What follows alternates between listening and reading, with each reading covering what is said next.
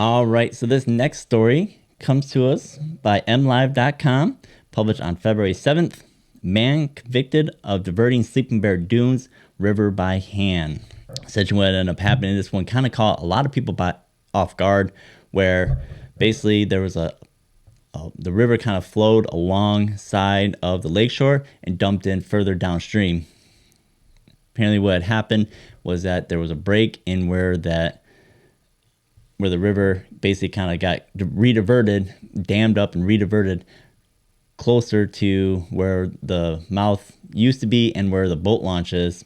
There was a lot of people that were caught off guard with it, and then there was a big call out from the National Park Service as to what had happened. Well, apparently they knew a little bit more and were able to complete their investigation, and they were able to catch the person responsible, and they have been convicted for that action. So let's get into the story itself. So a Frankfurt man has been convicted of federal misdemeanor charges after diverted the Platte River with a shovel and rocks. Andrew Blair Howard, 63, was found guilty on one count of tampering and vandalism following a February 7th bench trial before federal judge Ray Kent in Grand Rapids, where prosecutors present footage of the man building a dam by hand. Howard, a local fisherman, was charged last May, followed by a National Park Service investigation into the August 22 change of the mouth of the popular river, which empties into Lake Michigan, Sleeping Bear National Lakeshore. According to evidence presented during the trial, Howard rechanneled the river to cut through the sandy spit, which had built up along the Platte River shoreline and made recreation access to and from the bay nearly impossible for boats.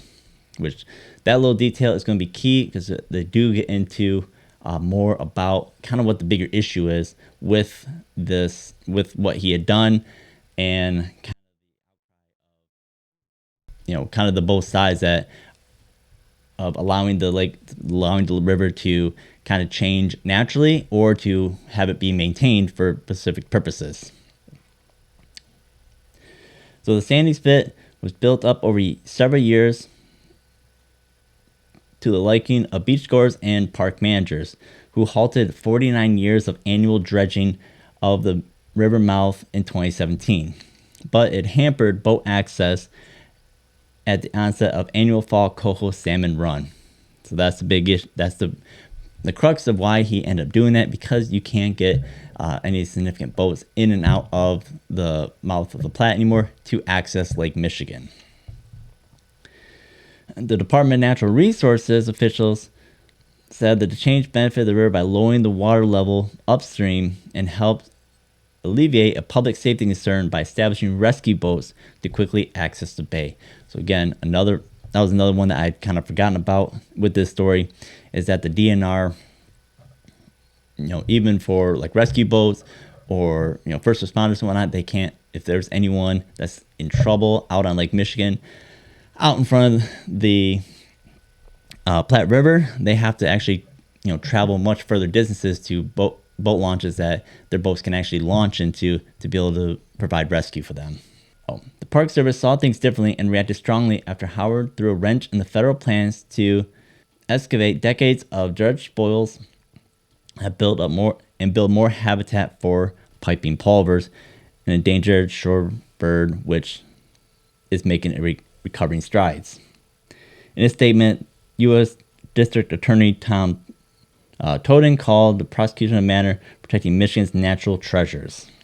Mr. Howard had a policy dispute with the National Park Service and took matters into his own hands, breaking the law rather than using lawful means to advocate for his position.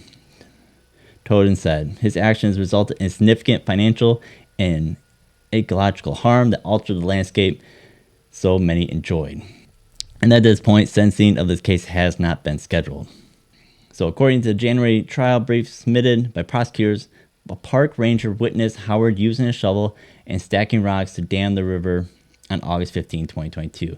The ranger's body footage or camera footage and receipts of the Frankfurt hardware store where the shovel was purchased were presented as evidence during the trial. According to the ranger, Howard dammed the river after being unable to navigate his boat into the bay that morning and later caught a coho salmon once the mouth was deepened. After Howard built a dam, the natural power of the river widened the previously shallow Mandarin River river mouth to about the 200 feet that reached an influx a number of fishermen that came to the Platte River boat launch to take advantage of the favorable conditions of access created by the new channel, according to the trial brief. In December 2023, the Park Service excavated the beach and removed 2,000 cubic yards of rock sand as part of a $328,000 project to build piping pulver habitat. Park managers say the new habitat area will result in newly restricted area popular beach of pulver deciding to nest within new protective berms. Dredging has since been a conflict between federal, state, and local officials since the Park Service ceased dredging in 2013 and stopped the DNR from doing it in 2017. The Park Service called the Pebbles Due Beach an aesthetic irritant to swimmers in its 2016 environmental assessment, which conducted part of the dredge spoils on the beach, preventing dune vegetation becoming established. Local officials say a fully naturalized river mouth impedes both boat access to the bay for fishing and emergency access to craft. Platte Point is the high-use area where multiple swimmers have died, and marine rescue must now either launch from Empire or Frankfurt or come via helicopter. The Park Service has resisted a proposal to establish a nearby alternate launch site directly into the bay. Out of concern, it would cut through habitat of piping pulver and threaten the endangered dune plants. So this is a very important story that has come up in regards to whenever you're dealing with the National Park Service, and especially here locally with the Sleeping Bear Dunes. There's been a strong push, at least from the Park Service, that they basically want to turn everything back to, everything goes back to nature. There's no maintenance completed by the Park Service or, any restoration of any kind. Basically, they want to go back to nature, let nature handle it. However, there are some kind of inconsistencies of their plan or how they manage that. They've basically continued to incorporate more and more properties where people had previously lived, as well as they've been doing over the past few years. They have been implementing controlled burns in parts of the park system. So the idea of them wanting to not, invest into, controlled environments and allowing nature to take its course, they are doing certain projects that would counteract what they were basically arguing here in this story. Another topic that's come up recently is that they do have basically they're developing or finishing up a hiking/biking trail that cuts through parts of the Sleeping Bear Dunes. Again, that's managed by the National Park Service. And again, they're looking at doing development for a certain recreation for people to be able to hike and bike.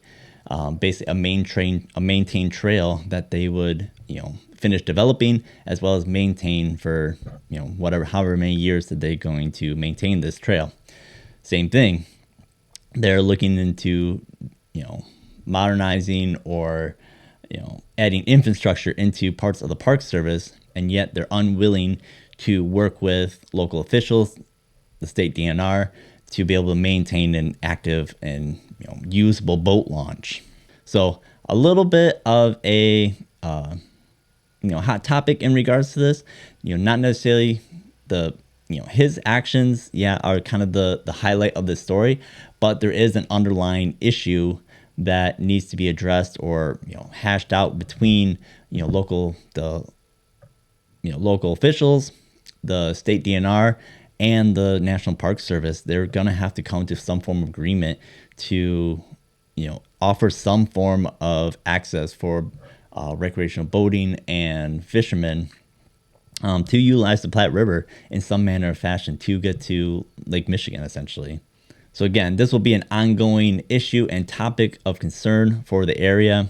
And I'm sure there's going to be, people on either side of the aisle that are not going to be happy with whatever outcomes, are presented going forward. So again, time will tell as to what the actual, final decision will be on this, on who's going to win this battle, if it's going to be the DNR and local officials wanting to be able to maintain the mouth of the Platte a little bit better, or if it's going to be the National Park Service that's going to basically put their foot down and not work with the state or local officials in this regard.